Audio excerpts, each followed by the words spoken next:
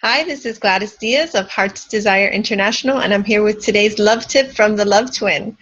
And recently I've been having conversations with women, and usually when two or three women talk to me about the same thing, I like to do a teaching or a training on it because it lets me know that there's something going on out there in the world of love and romance that we can address. And what's been coming up in conversations lately is women who have been feeling stuck in their relationships. So maybe this is you. And being stuck in a relationship, it can look different ways. So one way that it can look is if let's say that you're in a dating relationship and you've been in it for a while and there's no progress. Like it doesn't seem to be moving forward towards commitment, towards marriage, especially if that's what you want, right? If you do want to be in a committed relationship and that's going to eventually lead to marriage, and you're just hanging around waiting to see if the other person changes his mind, then you can feel stuck. And it's very disempowering because basically what you're doing is you're handing over the power for you to have what it is that you want to the other person as if it were his choice, right? So that's one way. Another way that feeling stuck in a relationship shows up is if you are in a relationship, in a committed relationship and or marriage, and maybe things have just kind of gotten stagnant and stale, and you feel like you're falling out of love with the person. It doesn't feel like you're growing together, whether it's growing emotionally or spiritually together. And it just feels like the common things that I hear is like we've become roommates, we're friends, or we're great business partners, but there's really nothing here romantic wise. And it can again feel very disempowering because you're sort of waiting and hoping for something to change. And I am a woman of faith and I am a big proponent of hope, but here's what I know. I know that hoping that things will change is not a strategy. It's really not a proven strategy for things to work. Just sitting by and hoping that magically things are going to change without any change occurring over here with me it's just wishing, right? It's not really hoping.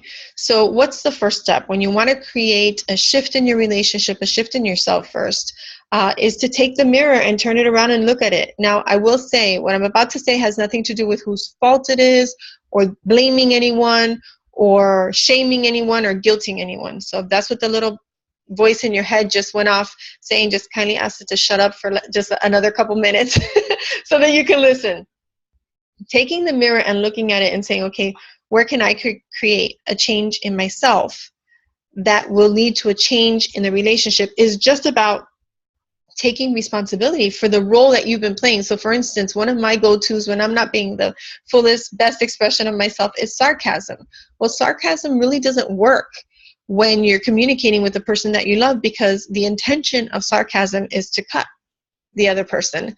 And so I have to own if that's the way that I've been expressing myself, if I've been being sarcastic or I've been withdrawing or, the silent treatment or anything like that.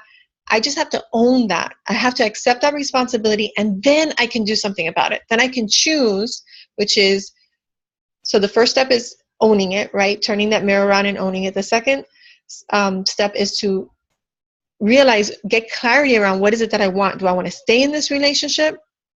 Do I need to move on? Maybe the relationship is toxic and it's not good for either one of you and it's manifesting an emotional or body breakdown for you. And that's something we need to talk about a little bit more because, some people think that they're in an abusive relationship, like a verbally abusive relationship or emotionally abusive relationship. And sometimes just making some of these changes, these personal changes in the way that you're communicating, the way that you're expressing yourself can actually create change in the relationship. So that takes more of a conversation.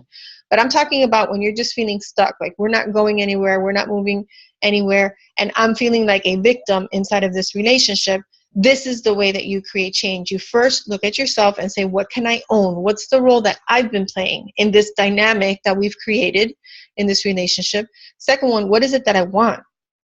Do I want things to change or do I want to move on? You've got to be clear about what it is that you want so that you can do the third step, which is to take an action that's consistent with that goal or with that declaration. So if you do want to stay, then you want to look to see, okay, what are the changes that I need to make within myself that could create a change in the relationship, not a change in him, okay? Because anytime that that the attention is going over there. You're handing your power over there as if over there has the power to create your happiness. And that's 100% your responsibility. Okay, so if something has to change, you need to look over here because you cannot control what is happening over there. And many times, and I see this over and over and over again with my clients, when we begin to make the change in our relationship, all of a sudden, the relationship changes. It's a completely different experience. Okay, so one, take a look within, see what you'd like to change. Number two, decide what it is that you want. Do you want to stay or do you want to go? It's making me think of that song, right? Should I stay or should I go now? And number three is create a plan. So you want to take at least one action that is consistent with the goal or the declaration that you've made. I'm choosing to stay. This is the thing that I saw. I'd like to change within myself, and I can make that change by. And that by is your action. The action that you're going to take consistently over a certain period of time. Okay, because trying it one time and then he reacts the way that he's always reacted and you deciding this isn't working is just your way of taking yourself off the hook.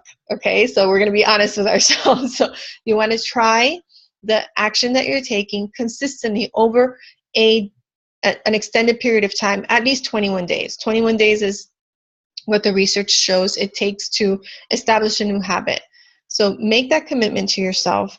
What's going to happen is now you're not going to be feeling stuck because you're actually creating momentum forward in the direction of your goal, in the direction of your dreams, and in the direction of creating that happy, loving, peaceful, enriching, fulfilling relationship that your heart truly desires and you deserve.